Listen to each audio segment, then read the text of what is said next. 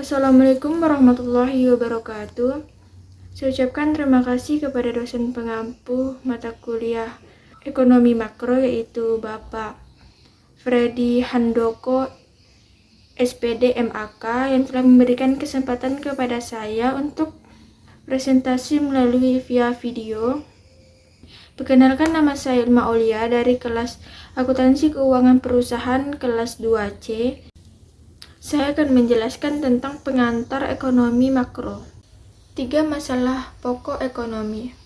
Ekonomi membahas bagaimana sumber daya yang terbatas digunakan untuk memenuhi kebutuhan manusia yang tidak terbatas. 3 pertanyaan utama dalam ekonomi adalah: yang pertama ada what, apa yang harus diproduksi dalam jumlah berapa.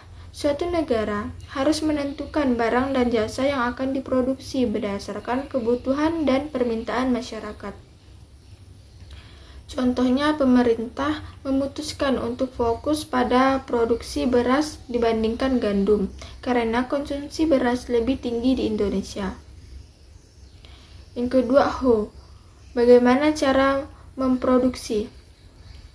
Menentukan teknik dan metode produksi yang digunakan.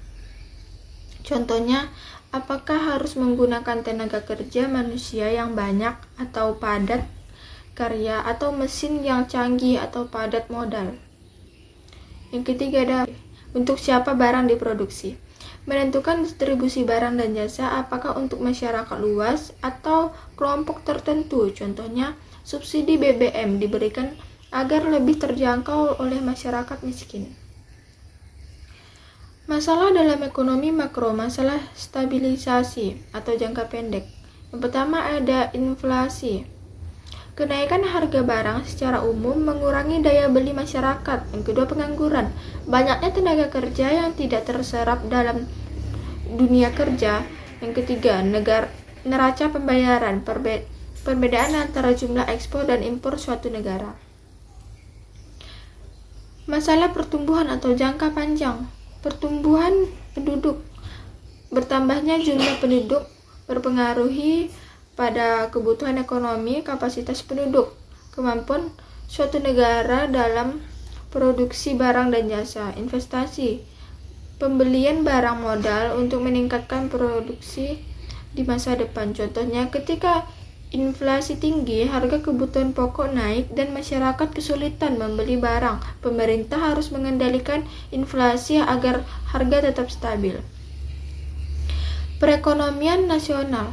Faktor utama yang mencerminkan kondisi ekonomi suatu negara. Yang pertama ada pendapatan nasional, total pendapatan yang diterima oleh masyarakat dalam 1 tahun. Yang kedua ada produksi nasional, jumlah seluruh barang dan jasa yang diproduksi dalam negeri. Yang ketiga ada kesempatan pekerja. Berapa banyak tenaga kerja yang bisa diserap, jadi tingkat harga, stabilitas harga dan jasa yang di pasar. Yang keempat ada neraca pembayaran, perbandingan antara uang yang masuk dan keluar dari perdagangan internasional. Contohnya, jika pendapatan nasional meningkat, masyarakat memiliki lebih banyak uang untuk membeli barang dan jasa sehingga ekonomi bertumbuh. 4 sektor dalam perekonomian. Sektor keuangan, konsumsi utama yang membeli barang dan jasa. Sektor perusahaan atau bisnis sektor, produsen yang menciptakan barang dan jasa. Sektor pemerintah, mengatur ekonomi melalui kebijakan fiskal dan moneter. Sektor perdagangan luar negeri, itu berhubungan dengan ekspor dan impor barang serta jasa. Contohnya, ketika harga minyak dunia naik, sektor perdagangan luar negeri Indonesia terpengaruh karena sebagian besar minyak masih diimpor. 5 pelaku perekonomian. Yang pertama ada rumah tangga, konsumen utama yang menggunakan pendapatan untuk membeli barang. Yang kedua produsen, perusahaan yang menghasilkan barang dan jasa. Yang ketiga pemerintah, mengatur menarik pajak dan memberikan subsidi. Yang keempat lembaga keuangan, bank dan distribusi keuangan yang menyediakan kredit. Yang kelima negara lain, berperan dalam ekspor, impor, dan investasi asing. Peran rumah tangga dalam ekonomi, menerima upah atau gaji dari produsen, menabung di bank, dan membayar pajak ke pemerintah. membeli barang dan jasa di pasar.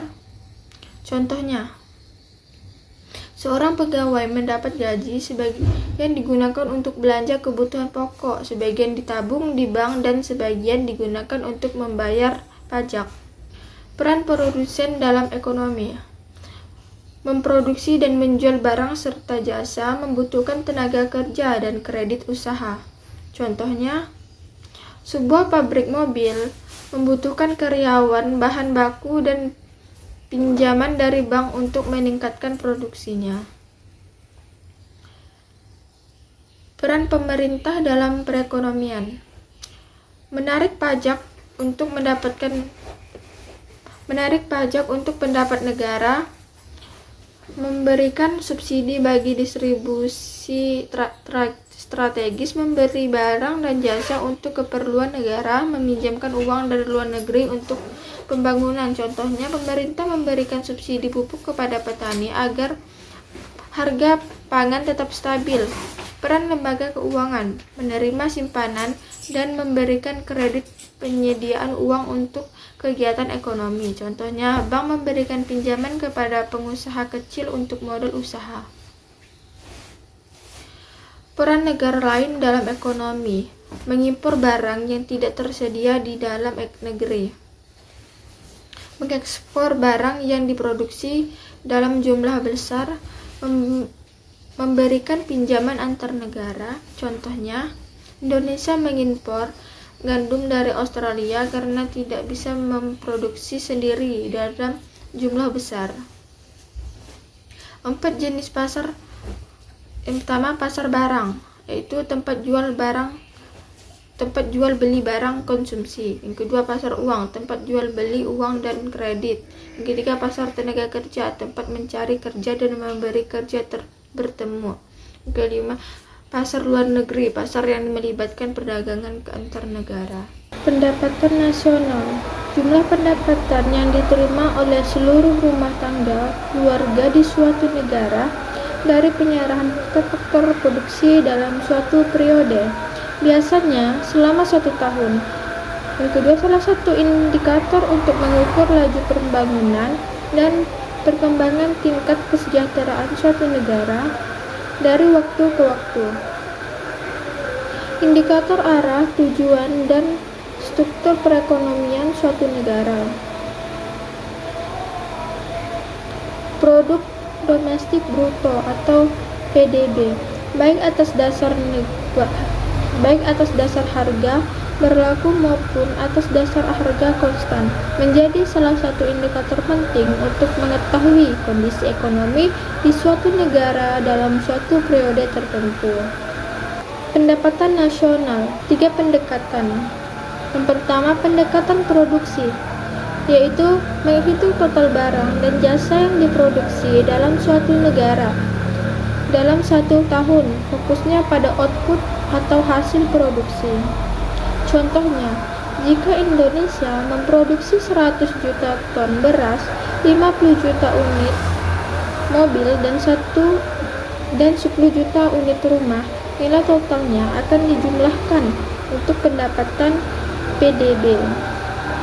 Yang kedua, pendekatan pendapatan, yaitu menghitung total pendapatan yang diterima oleh masyarakat dalam suatu negara, termasuk gaji pekerja, keuntungan perusahaan, sewa tanah, dan bunga modal.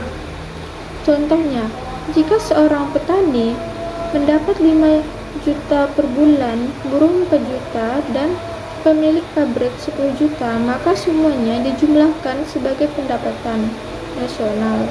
Yang ketiga, pendekatan pengeluaran, yaitu menghitung total pengeluaran yang dilakukan oleh semua sektor ekonomi. Rumusnya, Y sama dengan C ditambah I tambah G tambah dalam kurung X kurang M, di mana C konsumsi rumah tangga, misalnya belanja bulanan, pakaian, transportasi. I investasi perusahaan, misalnya pabrik baru, mesin. G sama dengan pengeluaran pemerintah, misalnya subsidi pembangunan infrastruktur. Ekspor dikurang impor.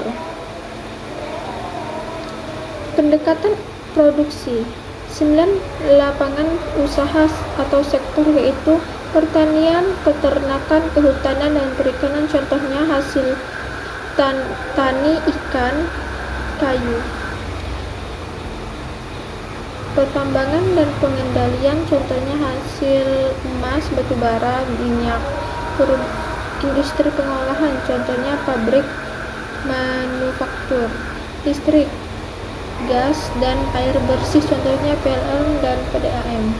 Konstruksi, contohnya pembangunan rumah dan jalan. Perdagangan, hotel dan restoran, contohnya toko, restoran, penginapan.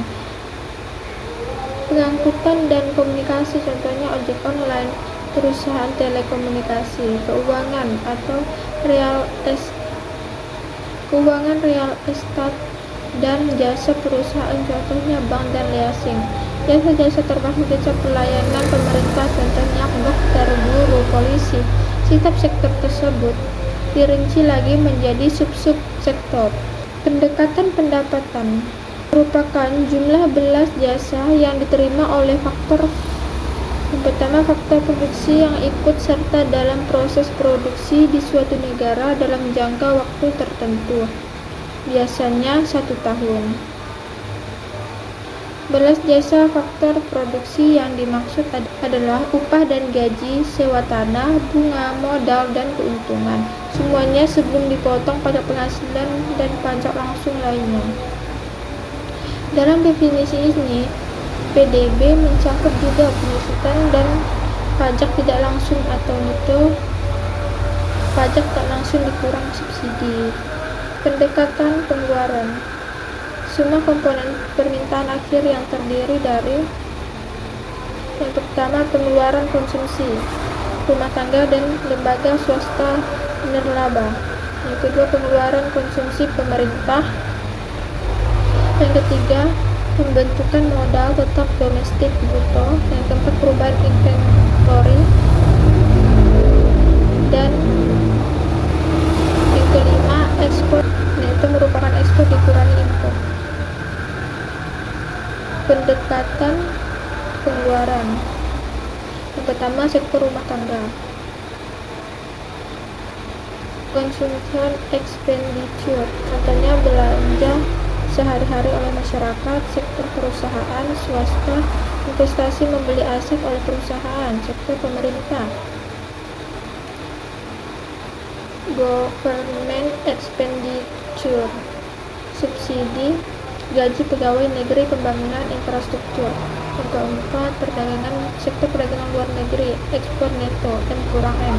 Ia sama dengan C ditambah I tambah D tambah dan kurang S kurang M. Contohnya, jika masyarakat membelanjakan 100 triliun, perusahaan investasi 50 triliun, pemerintah belanja 70 triliun, dan ekspor lebih besar dari impor 20 triliun, maka ia sama dengan 100 triliun ditambah 50 triliun ditambah 70 triliun ditambah 20 triliun sama dengan 220 triliun. Ini adalah pendapatan nasional.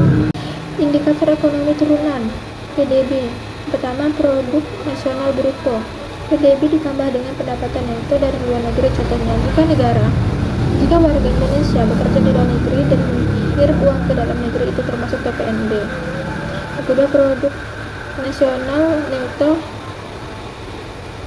neto atas dasar harga barang. Produk nasional neto atas dasar harga pasar, PDB, dikurangi dengan keseluruhan penyusutan atas barang-barang modal tetap yang digunakan dalam proses produksi selama setahun. Contohnya, mesin pabrik yang rusak atau jalan yang harus diperbaiki dihitung sebagai penyusutan. Ketiga, produk nasional neto atas dasar biaya faktor produksi, dikurang produksi nasional neto atas dasar harga pasar dikurangi dengan pajak tidak langsung neto. 4, angka-angka per kapita. Ukuran-ukuran indikator ekonomi sebagai diuraikan di atas bagi dengan jumlah penduduk pertengahan tahun. Manfaat perhitungan pendapatan nasional: mengetahui struktur ekonomi, mengetahui perkembangan ekonomi, bandingkan perekonomian antar wilayah atau negara atau daerah, dasar pengambilan kebijakan. Tujuan kebijakan ekonomi makro: tindakan pendapatan nasional real yang tinggi, terjadinya pertambahan barang dan jasa yang dihasilkan oleh suatu perekonomian. Contohnya, si barang dan jasa meningkat, masyarakat lebih sejahtera, tingkat kesempatan kerja yang tinggi, tingkat pengangguran yang rendah adalah lebih banyak orang mendapatkan pekerjaan. Kondisi perekonomian yang stabil, inflasi yang rendah dan terkontrol atau stabil, inflasi terkendali dan harga barang tetap stabil, peningkatan kapasitas produk nasional yang tinggi,